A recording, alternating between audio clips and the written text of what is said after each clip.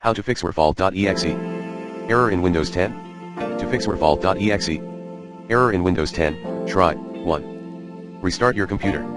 2. Update drivers using the recommended Avast driver updater in this video guide. 3. Update your Windows system.